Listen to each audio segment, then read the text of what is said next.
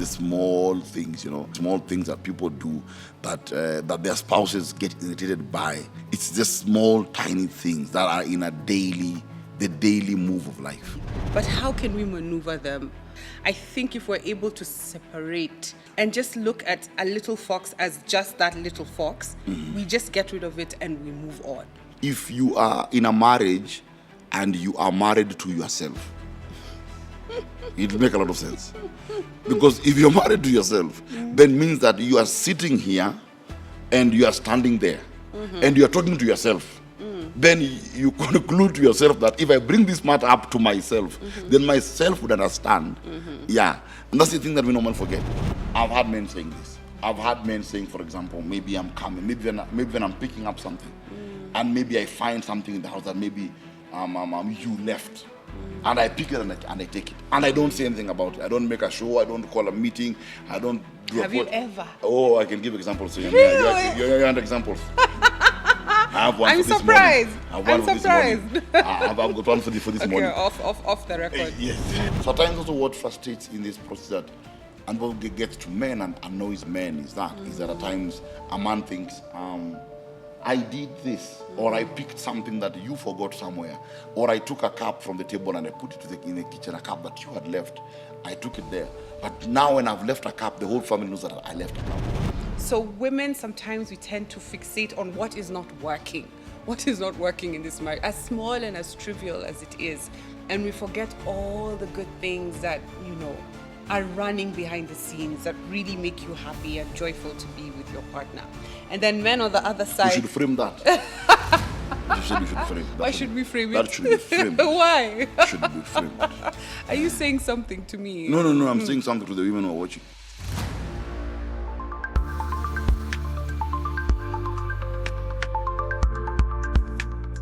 How are you, Mr. Salamba? I'm doing great. How are you? I am extremely good. In fact, very well. Yes. Welcome to the set today. It's always a good time and never a dull moment when Trademark. we're together. So I'm excited for today's topic, as always. Yes. What are we discussing? We are discussing little foxes, big bites. Yes. So I can already see those little foxes running around. And I can see the big bites. The big impact. Yes. Okay. Because when you are in the morning, I'll give an example. In the morning before we came, I was shaving. So, and as I was shaving, you came to the bathroom and told me, Please remember. please remember to clean. You didn't say please remember, but That's what I said. no, that's what your mind said. Your mind said please remember. The It words, didn't reach the... the words that came out are not please remember, but I understood the context. Yes, so I did the cleaning. Yes, of where the hair was. But the thing is that, and I said later on that in my mind, when I finish shaving and I clean up whatever I've been shaving from, I would not have seen other areas where my beard had fallen on. I'd not have seen. And I would have left, and you would have come and burned the house and maybe said, I did not, this place has got a lot of your hair, blah, blah, blah, yakidish, makidish, all those things. And yet, I did not actually really see. Yeah. And at times, that's what some of the little foxes, that are there in marriages. It's those things that normally actually really create a lot of tension. Yeah. So it's normally the small things, It's normally the small things that people do that their spouses get irritated by.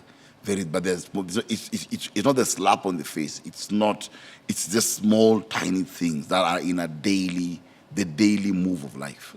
Yeah. Yeah, I like today's topic. Little foxes, big bite. So for one partner, it's like, this is just a small thing. It's not worthy of this reaction from my partner. But then the other partner is looking at that small thing from a very different lens. Like I like that example that you're giving about today morning when you're trying to shave and there's hair all over the sink, the counter. For me, it's not just the hair that's on the counter. It's like, who's going to clean up this hair on the counter, number one? Number two, I've made the counter look cute, you know. I have like that little deco thing. I've made an effort to make the place look inviting and nice. Like when I step into the bathroom and I'm using the sink, I want the place to look, you know, cute and pretty. So when I come and there is like little hairs all over, that just takes me over. It just like it becomes very annoying. Why? Because I made an effort to make it look, you know, the way it looks. And I almost feel as though at that point you're not appreciating the effort and the time that I took to, you know, to make it look the way it was. So that is a little fox, but it's big impact. It's a big bite for me because it's not just the little hairs that are on the counter. It's, I'm going to have to clean this up. It's, oh, I'm not being appreciated for this little thing that I've done. As little as it may seem, it's something that I, you know, thought of and poured my mind into. I mean, maybe to you it doesn't seem like all that. It's just like, it's just a few hairs. I mean, just let's get on. But I think it's important as couples to kind of look at those little foxes and try and put on the shoes of our partners and to see it from a different lens. Sometimes it's not just that small thing, it's something else that they're trying to communicate through their reaction. Yeah, I've always stood on one thing in marriage. I've always stood about the law of difference, and I always believe very strongly on the law of difference as a foundational law in marriage. And I always say that because I believe very strongly that laws don't change. Laws are constant.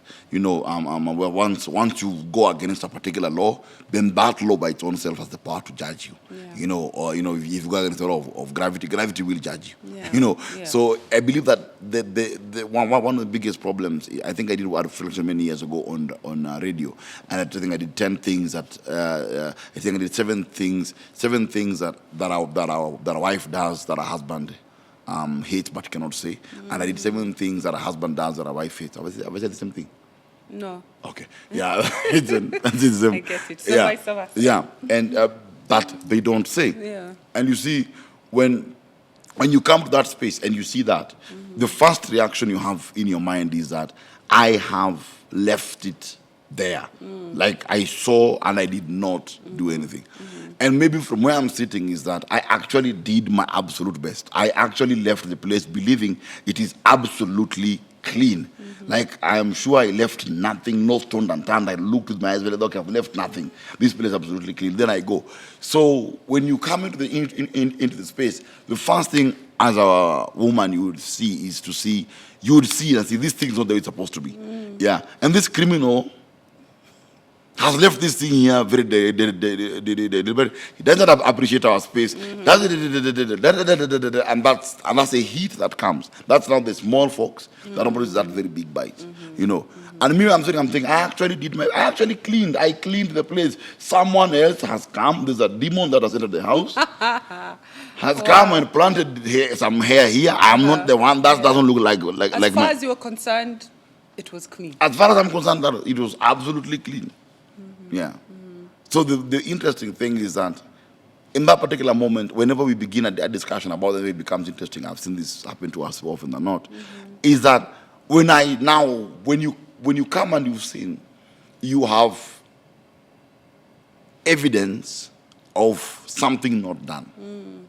And you come and, I'll use a strong word here, you'll come and execute judgment on something not done. So when maybe I try explain myself that this is not actually what it is, from where I'm sitting, this is what actually took place, we don't come to a place of communication because to you it's a very simple thing. Just clean the thing. And me, I'm thinking, I actually did my best. Do better than the best.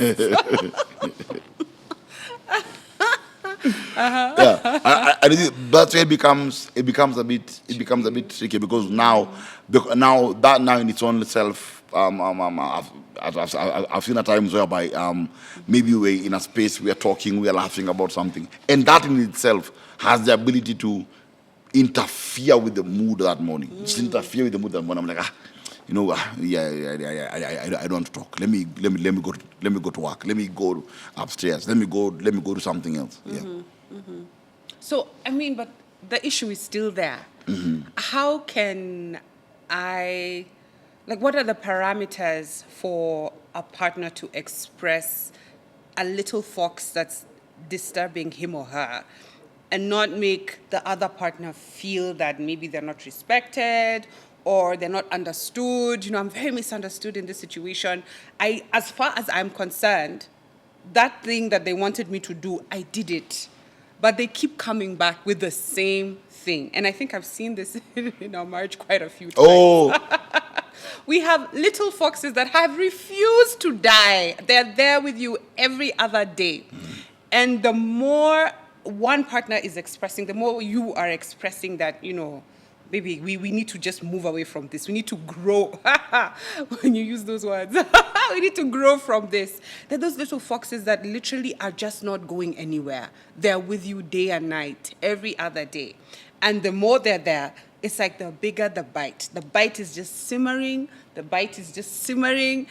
And the day it pops, it's a little thing, but yet it's been happening over and over again in the marriage. We've had quite a few, and I don't think we've put them to death completely. But how can we maneuver them? Is there ever a way we can just sit down and say, okay, this has been bothering me for a very long time, and I don't know how to express to you that I need a change in this area, and I don't know how to get that result of the change, or the change will never happen. I don't know. I think, and I'm just going back to a time I think we had such a discussion. I think one time in the house. I know what you're telling me, and I said, what? I've lived many years. If this thing has not gone, it's not going anywhere. Yes. But I was saying that from a place of frustration. I was saying that from a place of frustration, whereby because as you talk about those little foxes, and someone can look and say, okay, fine, little foxes, you left a socks there, you left a thing, all those things are there, fine. But again, I look at it as a man, and I think at times the timing at which you bring up that little fox makes it a little fox in its own way. Because now the timing itself can now come and bring two things together. The timing can bring, and I think I said it to you before, that the timing might be so bad in the sense that maybe I'm trying to communicate something that I feel is important to you. It's important to me, and I want someone to listen to me. I want at that particular point, I'm processing something, I'm under a lot of pressure, and I want my wife to be there for me in that moment. When I'm telling you in that moment, by the way, 1, 2, 3, 4, then you tell me, but they pick up that socks or pick up that thing there. Quickly, it frustrates my system because I'm thinking, I'm trying to connect with you. I'm trying to communicate with you right now. But you are turning that moment into, it's still about the things. And maybe what I'm trying to vent about is an area or something that's happened in my life or in my day that has maybe made me feel inadequate. Maybe has made me feel like I'm underachieved. Maybe made me like I'm having, I'm not succeeding in something. Yeah. So in that moment, you don't read the room. You add still one more thing. To the plate. Pick that socks up. So it's adding to, in that moment to you, it's a little fox of you left the socks there. You're not respecting our space. You see now where you are. You're not respecting our space. I'm trying to make our house look good. You're looking at that from that. And me in that moment, you are confirming to me that I am not meeting the mark, but I am still falling short. You get? So when it meets in that moment, the thing that neither could come out now is a real. So, and I realized that as marriage continues, the more it becomes difficult to readjust how you approach things. That's why maybe it's fine in the moment I said, come on, I'm way past my 40s now, so there's a high possibility that this will not change anyway. I know why am I at that point? It's because at that point I'm frustrated, not because of the thing, but I'm frustrated because of the climate in that moment. And I'm like, you know what? Let's just live with it, or maybe let's just now find a way to live with it now. Let me be the guy who leaves the socks down, and you know how men we think. A man thinks, by the way, I can make money, I can get someone who can be picking up the socks. Then on the other hand, I'm like, if you can't pick the socks, yeah, how then will we? You see? It's like we're all always seeing it from like different lenses and different perspectives. Yeah, because you'd think and think, why they? If you can't pick up the socks, how will you go do that? And me, I'm thinking, if I come back to pick socks, I can't do this.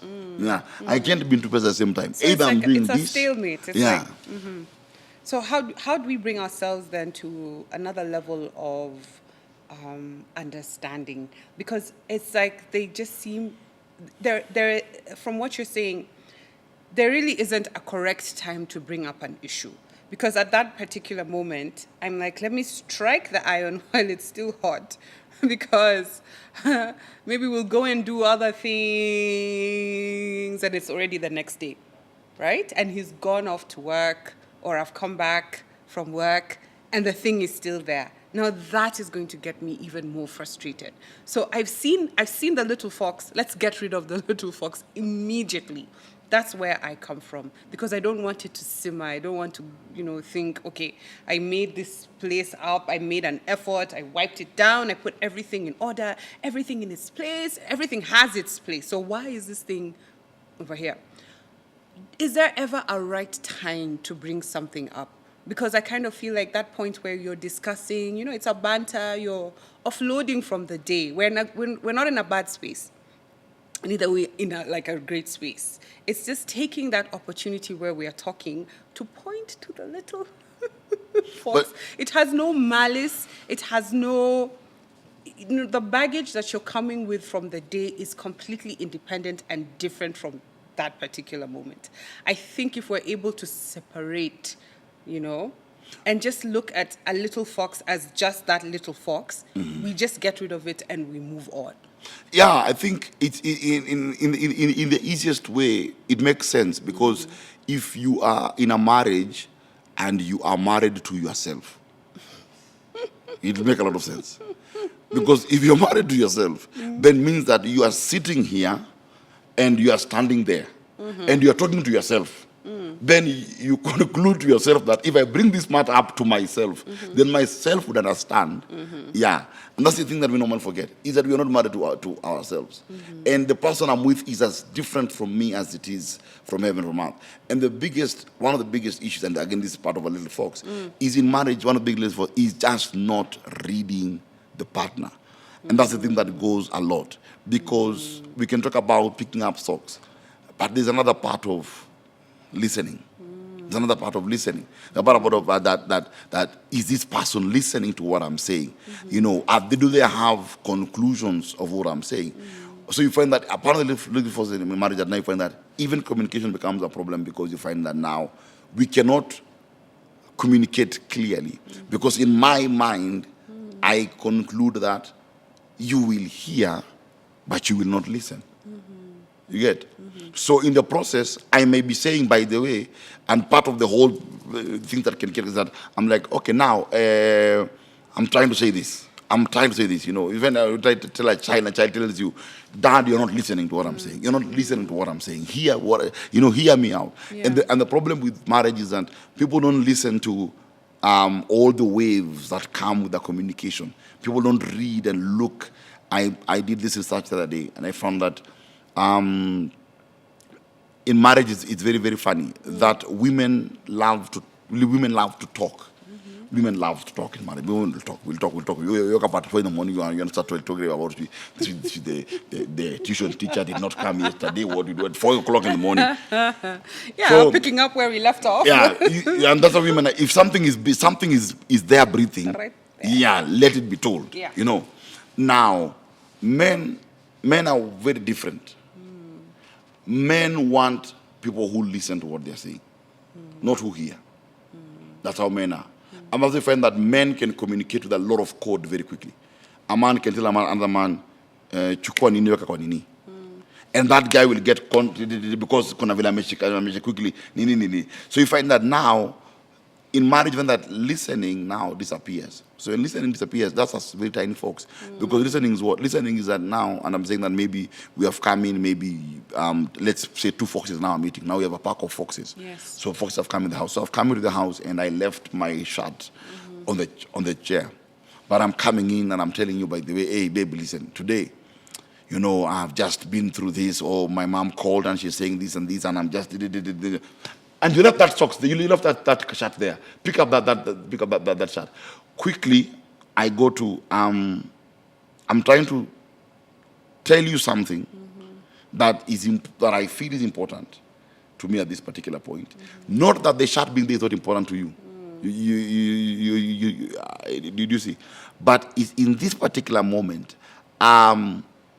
I feel as though as a man, I've taken a lot of energy, a lot of effort to decide in my head that I'm coming to communicate with my wife about this matter.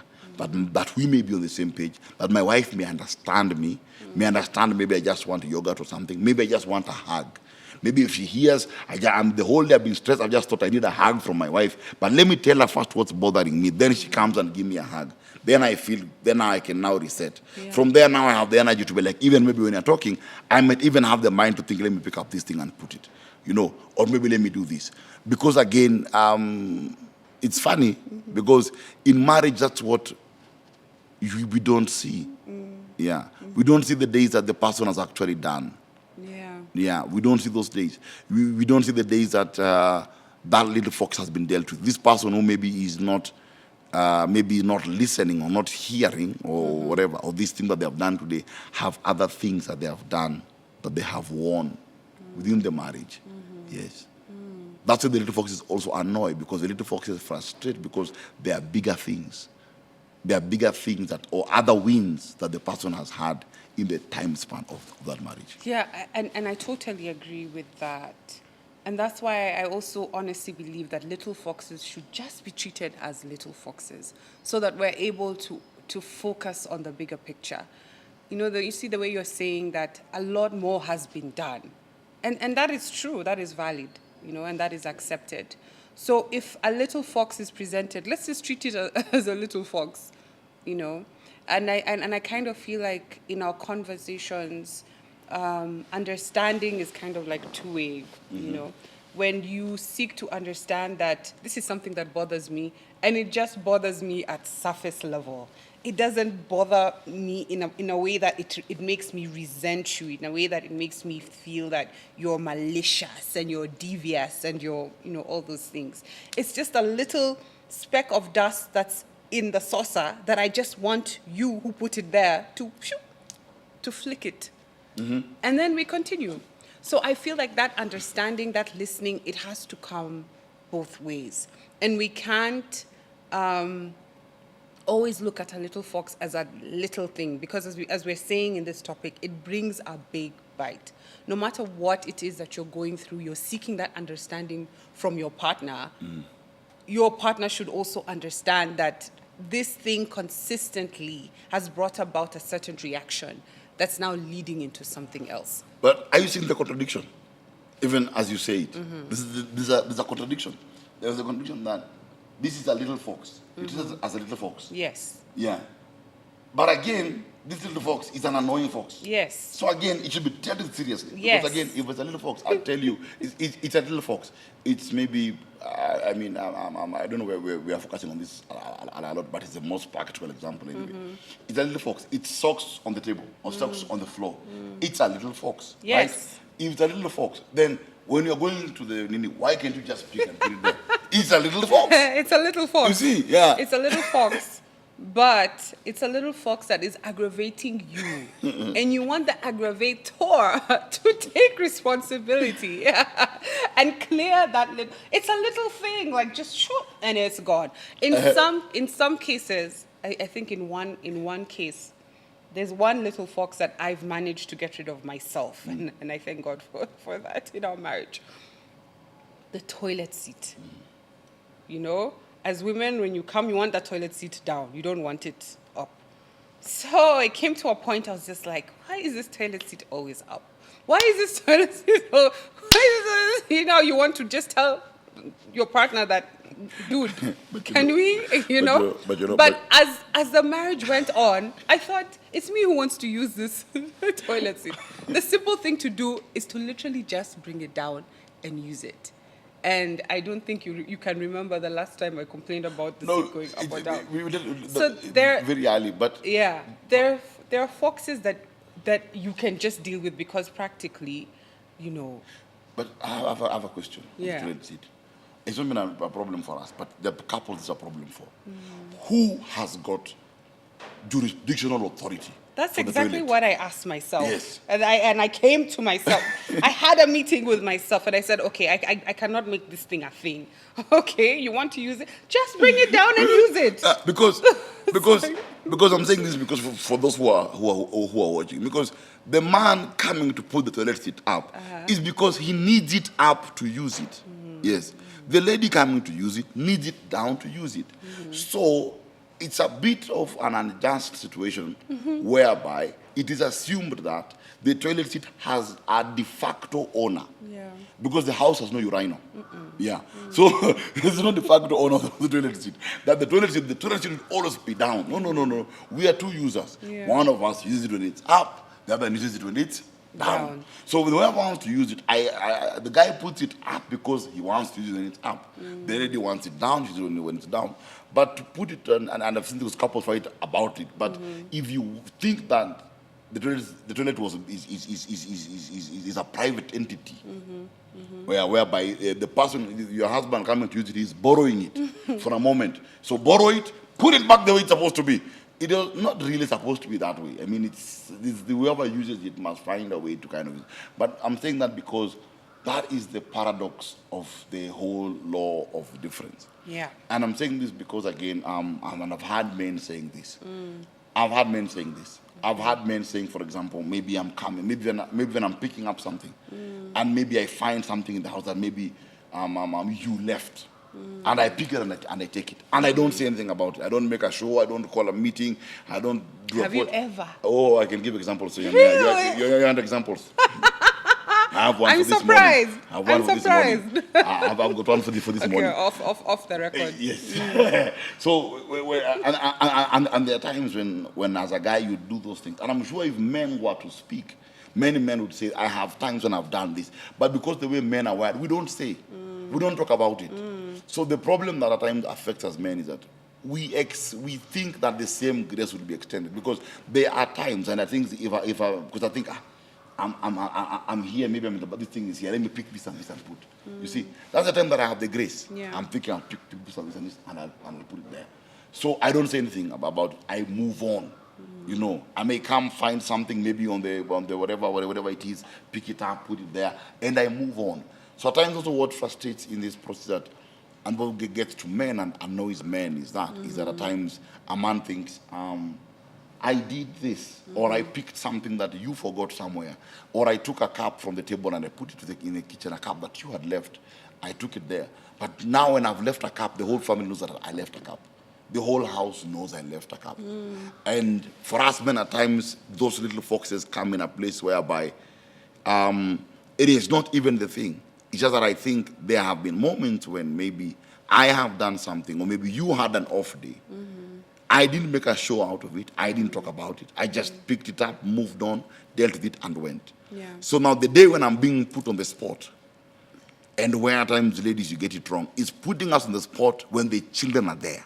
Now, that is another little fox. Yeah, that is another little fox. But I like that the point that you made about the law of difference. And we're looking at them as little foxes. There's always something behind that little thing that has been done. And I think maybe as women, we take it really to heart.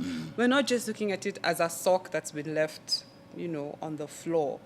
It's like you've created this whole narrative in your mind that you're not being respected, you're not being appreciated, your husband is not taking it seriously, that you want an orderly space, you're tired, you're exhausted, it's one other thing that you have to do. So it's interesting that it's almost as if we're saying the same thing. So the paradox of it makes it quite tricky to discuss, because we're literally on both sides of that little fox, the one who's being told, fix that, and the one who's seeing that thing that's a little fox is experiencing the same thing. Is experiencing you're not appreciating, you're not seeing the things that I do. Why are we bringing this up now? I mean, and the other one is like, when is the better time to bring it? Because if I don't bring it now, 2 days later, that sock is going to be definitely next to that basket. So which time is this that you needed to finally come to yourself and create it? So I think it's a very interesting conversation that these little foxes really need a lot of communication. Like, I need to come outside of myself and really understand, why does this sock on the floor, as trivial as it is, why does it bring that reaction out of me? And to ask myself very important questions like, why do I react in the way that I react? Why am I not able to listen and to understand it when my partner says, I was just not able to do this because of A, B, C, D, and to take that explanation and understand it and, laugh over it and move on. It's almost as though the thing is not the thing. There is something else that's happening behind the scenes that couples need to talk about so that these little foxes stop, bringing that bite, that sting. Yeah, because as you're saying, there are many things that come together. But one of the primary things in marriage, and you find that why these things get angry is because we lose fundamental things. Everyone is carrying something. Yeah. Maybe I'm carrying something, you're carrying something. And one of the biggest stresses in marriage is, and I think we talked about this once before, is that when we begin to have a discussion in the marriage about who is doing more and who's more tired and who's more this, at that particular point in the marriage is in a bad place. Because what the marriage is simply crying about, the marriage is basically crying and saying that, by the way, I am not, there's a flag being raised, someone saying, I'm not being seen, I'm not being appreciated, I'm not being noticed, I'm not being heard, I'm not being what? It's someone saying, I'm not being. So we are here and we can have a discussion about, I'll give an example about the toilet seat. And the toilet seat is someone coming and saying, this person is not thinking about me. But they've gone to pee. Yes, they are thinking about peeing. They don't think about yeah, it's a very high expectation, to think about that, And so this person has gone to the toilet to do what they were going to do, so, but you don't think about me. And maybe even in that particular moment, where that thing has been forgotten, has been left behind, this person is thinking of you, you see. And I'll give one example. You might find in a marriage, maybe this person is, maybe there's something has come up, maybe I'll say from my point as a man, I've woken up in the morning and I've come back in the evening. And I was telling you the other day, maybe I've come, it's a Sunday, we have left church, I've gone home, and there are all these things that I'm processing at the time, I'm looking at these, and many things that I'm dealing with, I told you the other day. Yeah. So all these things are there. And I take off my socks and I put them there. And I'm thinking about the family, I'm thinking about how do we navigate this particular thing. In the process of that, maybe I think, let me go grab a glass of water. Well, I'm thinking about this thing. In the process, what happens? I took off my socks and I forgot them. Not deliberately left them, forgot them. And in the process, I'm trying to think, okay, now what do we do with this situation? So I go get maybe a glass of water. Maybe I go get a glass of water. I think, let me go watch TV a bit. I'm not even watching TV. I'm just trying to get into a space to think about how do we solve this. Yeah. Now, when you come back into the same space, and that particular matter is still pending, there are two things that are in that room. Yes. There are two things that are meeting in that room. And you see a husband and a wife standing. There's a sock in the middle. Yeah. And this socks, I just want those who are watching to take this visual image. A man is standing there, the wife is standing, there's a sock in the middle. And the wife is saying, you have not picked up this socks. Yeah.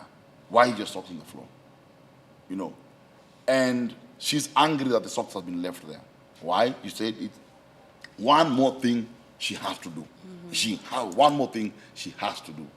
And one more thing she has to do, she's not being appreciated. It's a lot of things that are meeting together, that little sock represents. Yes. And when she brings it up at that particular point, this particular person is standing on this side and thinking, it's one more thing that I have to do. Yeah. It's one more thing. So the wife is saying, can't I be helped on this? And this man is saying, can't I be helped on something? Yeah. They're both saying the same They're both crying. They're leaking from the same place. Yeah. So they're staring at that sock, and the sock is the sock Yeah. becomes now the victim. After socks get torn quickly. Yeah. Because they're victimized. Okay. Yeah. They're heavily That's a attacked. new one. They're heavily attacked every time. It's a socks, so they just surrender and they give up in life. Now they don't want me here, let me go. They're supposed to give up in life. So it's not really the sock. It's because it's supposed to think, okay, now I'm putting in a lot. And even if I'm putting in a lot, but the lot is not being seen. I think the critical discussion is to go back, because when you go back to the listening, and you go back to the listening, you say it's a small fox. Yeah. If it's a little fox and other things are working in the marriage, then it's easy, as you've said, if at all other things are working, and the person pick up the socks, so you left the socks there. It's a small fox, it'll be picked. It's not even a fox anymore, it's a socks on the floor. It's Yeah. no longer a fox. Yeah. But the moment it's a fox on the floor is because I'm in a space whereby I am battling many things, and I'm feeling that the person I am with is not seeing that I'm battling. It's not seeing that I'm at breaking point. It's not seeing that if I just add this thing on this person, one thing on this person, this is the last straw. Yeah. And at times you found houses, and I know of a man who slapped the wife, you know, and I don't have to say names, slapped the wife because he had done double shifts, came home and wanted a shirt ready, and asked the wife, is my shirt ironed? And the wife answered him, I don't know. And he said, how do you not know if my shirt is ironed or not? I told you I want the shirt to be ironed. And she said, so you can check tomorrow morning. And the guy just lost it. I'm not advocating for violence, please. Yeah. Not, yes. But I'm saying, when we started the couple, realized that what? This is a guy who had done double shift. Yeah, double shift. The issue was not the shirt. Yeah. The issue was not the shirt. Because he would have taken the shirt, he would have earned the shirt for himself. The issue was not the shirt. The issue is not the toilet seat. Yes, Yes. and I agree with Yeah. that. The issue So is not the toilet. Yeah. How can we then address the core of the issue? We've talked about listening and really trying to stand in the position of our partners to really look at it from, a macro level. And I kind of feel like this is not true for all women, but most women really focus on the minute details. Like in that moment, I can forget that we've had such a wonderful dinner together. You took me to a nice place. You bought me a new dress. Like you've just showered me with so much love. In that moment, I can forget everything that you've poured into that marriage. And everything I'm fixating on is that little sock on the ground.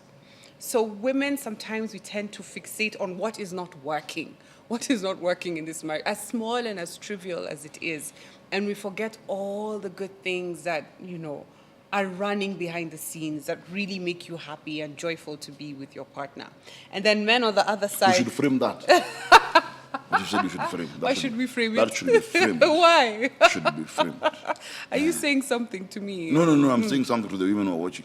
To the women who are watching, Yes. not to me. Yes. Yeah. Okay. Yes, that should be framed. Yes. Okay. And then the men are opposite, because you're always looking at it from a very macro level. You're always looking at it from the big picture. Sometimes you're like just stuck in your utopia, building things, moving, calculating, and not to say that women don't do that. But when we switch our focus, we really switch our focus. And maybe it's not even about the sock, it's about something that someone said in the office that made us feel a certain way. And then we had to spend an extra 3 hours just bringing ourselves back to optimum. And then all the time you lost, you had to spend another 3 hours after hours. Like so many things have happened within that day that everything is accumulating into that sock, but it really isn't about that sock. And I feel like if men just understood that about women, then it would be easy to be like, okay, this is not an attack on me. This missile is not loaded at me. Let me just shoot, put it away, and we move on. I think on average, and I speak for myself, because I've done research, I've realized I've been a man my entire life. My own research led me to this conclusion. Yeah. Actually, men, we do let most of those things slide. We do let them go. I look at the things that at times I choose just to ignore. Like, so it's not worth it at this point. When you see a man Niniing now is that it's reached the end. Now I don't, and at the times I think I've said in the house, I said, I don't have bandwidth now. I'm out of bandwidth. So on average, when a man has bandwidth, he'll ignore. He'll pick up the thing and go. What that does, as you're saying, which is very important and very paramount for every marriage to look at, as I say, you're not married to yourself. No one is married to themselves. And as much as we try to make it that would be the ideal marriage, but no, it would be the worst marriage. Because if you're married to yourself, then you would have not been married anyway. So it's good to look at, we are two people, and that's where marriage is a problem. Because marriage in its own right creates a bias. The system of marriage creates a bias from its inception. And a system in marriage has got two biases. And the biases in marriage are based upon the generation that people are in. Yeah. And these biases are what create a rift in the marriage. And that's you find that the things that the biggest threat to a marriage is the absence of bias.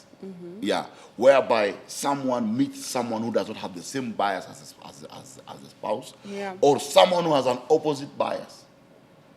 I don't know if I'm making sense. So the problem with marriage is that we get married and marriage is already wired in a particular bias. And I'll go back to the toilet seat thing. Society, the environment, your upbringing. There's always a generational bias. A particular generation always has its own bias in marriage. And the laws of that marriage are tilted towards that bias very, very quickly. And so you find that, for example, you find that there are men right now who are married who understand that the marriage is not, the rules of the marriage don't favor him. Okay. Yeah, the rules of the marriage are designed that, first of all, it's what? It is how the wife would see things. That is the first thing. Happy wife, happy life. Yeah. Now, happy wife, happy life means that that man has chosen to forego his happiness. Yeah, hasn't to forego his happiness. Now, when this man, meaning that he will choose to say, I think I told you an example of a gentleman who told me, you know what, he's in 50, said, I'm not going back there. I'm done, you know. And why? It's because that's the bias that is there. Then we had a generation before where the bias of the marriage was what? It was a happy husband, a happy family. That was the bias. That's how my dad grew in that kind of time. Very patriarchal. Yeah. When my father did not pick up socks, my father never knew such things. The system was wired that it is what the man wanted. The system changed now, and the system changed now to it is now to what the woman wanted. What the woman wants. That's why we can argue, we can put the toilet seat as the best example. That why is the toilet seat would be an issue in a marriage? Put down the toilet seat because it's her toilet and the man is leasing the toilet from the wife. No. Give it back to the owner as soon as you're done with it. It's not an ownership thing. It's no. Okay. I'm talking about the bias of the marriage. So in the bias of the marriage, as I'm saying that now, as you're saying that now, as a man, as you're saying, a man should understand from a woman it's not coming from a place of bias, all those things. And 90% of men, we will take what you said and run with it. But here's the discussion which will not take place. Is that how many women will take their chance and say, no, this guy, if the power bill is due on the 5th, he never forgets it's due on the 5th. He pays the power bill on the 5th. Yeah. If the school fees is due on the 3rd, he pays it on the 3rd. If rent is due on this day, he's paid the rent, he has dealt with it. Yeah. If the car is broken, this guy has dealt with the car, he has dealt with it. There are things this guy does not forget in his head. But this is an ideal situation because it's not always the case. And I think from your experience in counseling, you're giving the best case scenario. I'm giving the best case scenario because we have worked also with the best case scenario of a wife who's telling the husband to pick up the socks and she's not being malicious. That's the scenario I'm working with. Okay. Because there are women who do that to their husbands to emasculate them. There are women who do that to their husband yeah. So there's that group. I love that. It's interesting that you brought that because it's also showing the lens through which we are also viewing marriage. Yeah. That's very, very interesting. Yeah. So there are things. So I'm just saying that I'm just saying that now this woman, would she sit and think there are things this guy does remember? There are things that this guy does get right. So for this guy to have forgotten these socks, and let me look at the patterns. Let me study the patterns of this man. Yeah. Let me look at my husband try and understand. I'm saying to my husband, if you'd understand me as a woman where I'm coming from, but I'm telling my husband, but I'm also going to take time And I'm going to put down the children. I'm going to put down the phone. I'm going to put on the TV, and I'm going to study your patterns and look at your patterns and realize, what do you normally do? What do you normally leave on the floor? Do you know which day do you normally leave them on the floor? What are the things that are normally tied to the day you left something on the floor? Those are the things now when the marriage lacks bias, when the marriage has balance, whereby it's our marriage. Yeah. It is not a man's world. I was telling our son Joshua was asking me that day. He's asking me that I had some men saying that it's a man's world. Told him actually in some cases it's a man's world powered by women. So be careful. Yeah. But you're having a discussion because something that happened in school until later. Yeah. So the point is this, is that when you enter marriage now, the marriage is not for the woman and the marriage is not for the man. The marriage is for the couple. So meaning that is I'm looking at what are the patterns. Now here's the bias that comes. Happy wife, happy life. So men have taken time to look at how do I dodge these bullets? So we have got to our own schools of men, whereby we're telling men, yo, hepatu. So men have studied, and they know, okay, pick up this thing, put aside, matter don't quickly, we move. So in the process that he's studied the wife and he's learned the patterns. He knows the patterns. And I think we have had times when you tell me, I want to go somewhere, and I tell you no. And we wonder why. And I tell you, no, I know. Because I know when we go there, I know how tired you are right now. We want to go there, I know how tired you'll get. In the process, it is me you're going to burn here. So, because I'm seeing this pattern, I'm done with stuff at the end of the all this line. But I've seen the patterns. I've seen when you want to do something, you're moving like this, you're moving, what happens? I see that flow. I know the flow. I know the days you come home, you're tired, you're stressed. I tell the kids, come, let's go. You shouldn't, he's like, come, let's go do this. I pull them away. I don't even do it, I just pull them away. Because I know right now you're at the other particular point. Now that is the studying that many marriages lack.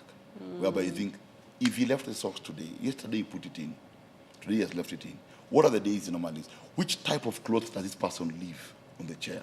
Which type of clothes does this person leave on the floor? What happens is this person does not fix this thing, maybe doesn't do this on Monday, Tuesday, Wednesday, but there's a time this person does 1, 2, 3, 4. So I'm understanding those patterns. When I understand them, what am I doing? I am understanding you that I may manage me. Yeah. That now I'm no longer getting angry because I have understood you to manage me. Now, that is where the bias of marriage is in the 21st century. The 21st century is that the bottom line is happy wife, happy life. So in the process, many women are in marriage and they don't understand the patterns of their husbands at all. But the husbands understand the patterns of their wives very well. That's why it is easy for a guy to have a family somewhere, raise children somewhere, and the wife would never know. Yeah. Just Duplantis said something very interesting. I liked something he said. He said, one of the biggest secrets in marriage is a man will never understand the heart of a woman. And the woman will never know where the man hides his money. Are you sure? Are you sure? I'm not saying anything. Are you sure? I plead the fifth. But you see, it's because it's Should so, have a conversation later on yeah. that. But you see, it's so wired that way that now it's been trained that way. So Yeah. though it's been wired that now many women don't know what their husbands do. They don't know the patterns. So the men have known how to predict their wives, put their wives in positions, know what needs to be done, get things moving, and the system moves. The only thing that happens now is that there is no one. So that's the opposite. When our mothers were having our dads in their marriages, our moms looked at our dads and knew everything about our dads, but our dads knew nothing about our moms. Now we've come to a place it has turned. Yeah. Yeah. That's the balance that needs to be found. Very interesting. But I think you've also discussed a man who actually cares to understand his wife's patterns. I think those men are very unique and rare in this society. Again, I'm looking at that lens of the best case scenario, because we know the issues that are coming up in marriages these days. No one is really paying attention to what is happening. The wife is in her own bubble, getting her career, getting her money, sorting out her issues. The man is also in his own bubble, getting on with his career. You know, it's a very delicate time in which we find ourselves. So I like that point, like just to sit down and to really study your partner and ask the why question. Why did he say what he said the way he said it, you know? Why is it on Mondays, you know, this is always happening? Why? To really ask those. Well, get a journal and even write like, hey, Mondays, Tuesdays, hey, I noticed this. When I say this is how he reacts. Like, we really need to take time to learn each other. And I feel that when we get married, it's like, yes, hooray, we are married, it's a new chapter, let's go, let's keep going. But we never really sit and go like, okay, who is this person? You know, apart from, okay, he's the second born, he was born in where, he loves this, he works here. What is the stratum of this person? And I think that goes leaps and bounds in helping us understand each other, helping us maneuver conflict, helping us even deal with those little foxes and removing that, you know, sometimes we're so defensive, we don't even see that. This is just a small thing. You know, if I go out of my way and I fix it, I'm not gonna die.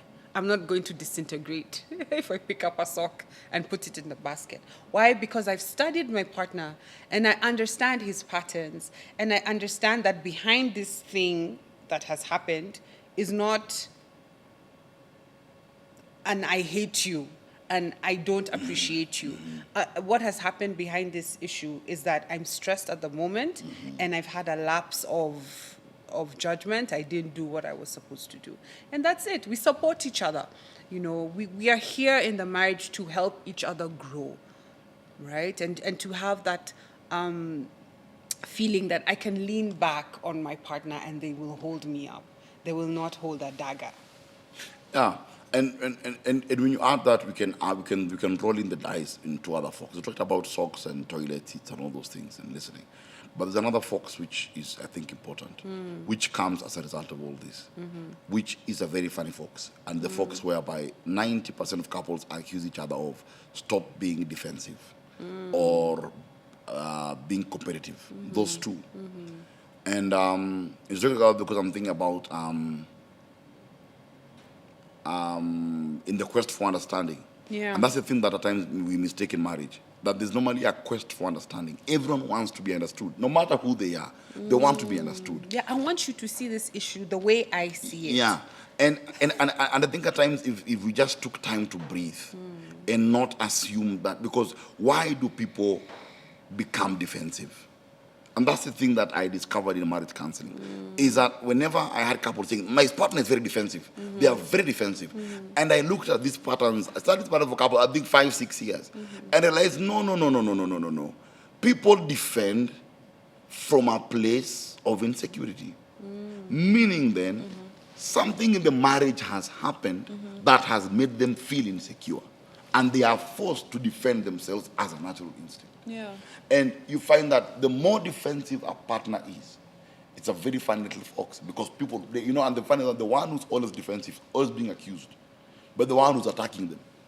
There's always an attack. There's always an attack. Perceived or not, there's always something that's like, okay, this is a threat. Yeah. Yeah. And quickly the person begins to defend themselves. And at times, what you can perceive as being defensive also, I had learned again from marriage counseling, is that it's not even that the person is being defensive. At times, the other person is impatient to understand. Wow. So wait, there's a defensive. perceived threat, and there's also a perceived defense. Yes. So there's like a miscommunication both ways. Yeah. Both ways. And now, because someone doesn't have the patience to understand, they quickly label person, you are defensive. Yeah. But when I'm saying defensive, I'm saying that I am right, you are wrong, accept you are wrong, I don't want to hear anything that you want to say. And that at times is what creates a gap in marriage, even with children. Is that because when someone is defensive, it means that they feel misunderstood. It's not even being defensive and lying. They're two different things. Being defensive and lying. Lying is I didn't do it. Yeah. Which is its own issues. Defense is this, is I'm trying to explain because I feel that there's a punishment being given to me that is not just. Now, whenever a couple complains that one person is defensive, understand that both of them, on the right day, are both defensive. On the right day, are both attackers. They are both on the same on the same scale. And that's normally a little fox. Because now someone says, okay, I was trying to tell you something. No, I was stressed. You know, I was stressed. I couldn't hear. You see now, why are you defending yourself? Yeah. You're being defensive. You know, and the truth is that I'm accusing you. You're not listening to me. I'm coming with a tone. You're not listening to me. But also, I've maybe forgone to also read the mood. But maybe you have also had a bad day. You have also had a long day. You also want to ventilate. Yeah. So I'm coming with my things, but also you have your own things. But I've not read to find that you're not in that space. Yeah. Sijakupata vizuri. So I come and it's so, well, that day you listen to me, what did you go to? You go, that day I was going through a lot of things. So I say, you're being defensive. But you're being defensive. You're being misunderstood. And you're trying to bring your partner to a place of understanding. Yeah. I think in a very heated incident, it can be difficult to bring each other onto the same page. For me, I think always acknowledge. Even when the way this issue has come, I don't see my fault clearly in this issue. But I need to have the wisdom. I need to take that deep breath. Drink yogurt. And acknowledge, yes. Nikunywa yogurt, pole, nice cold vanilla yogurt. And then, actually gelato. And then I come back and I tell my partner, okay, I see where you're coming from, I see how me failing to be there at 5 p.m. has caused this ripple effect. I understand where you're coming from. I really understand. And for that, I apologize. Can you allow me to explain why things went the way they did? If your partner is stable also, has calmed down, I think then they would give you the space to be like, okay, thank you for acknowledging that, what happened was an error on your part. Now I'm more open to receive the explanation. But I see like couples just go into the no, but it was this, and no, it was that, and your voices are raised, and no one is listening to the other person because we didn't give each other space to acknowledge what the other person was saying, right or wrong. We have to at least give that, okay, I could have been wrong. Just give that little I could have been wrong and see how your partner would respond to that. Yeah. Because I think I love saying this a lot. That based on the Bible, that the letter kills, the spirit gives life. And at times, the thing that kills many communication issues in marriage is that the spirit behind it is always a problem. And I think when you also recalibrate the spirit, very quickly, when you find that the letter is being taken away, go back to the spirit. Because at times that's where we are very quick. And you see also because we don't have space, we don't have bandwidth. That's the problem with the 21st century marriage. We don't have bandwidth. Yeah. Our minds are already filled with conclusions. We have conclusions to a story before it starts. I used to have a friend of mine who said that there are people who interrupt you so much. They know how a football match will end, yet it's live. Yeah. Yes. And they get it wrong. And they're there. Now it's your story. It once has begun. And they've taken. The worst thing is that they get the result wrong. Yes. So it's always good to take a fist and be like, no, I need it, because I've always said that if you know where someone is coming from, then you will know where they're going. And it's good to take a deep breath. Okay, fine.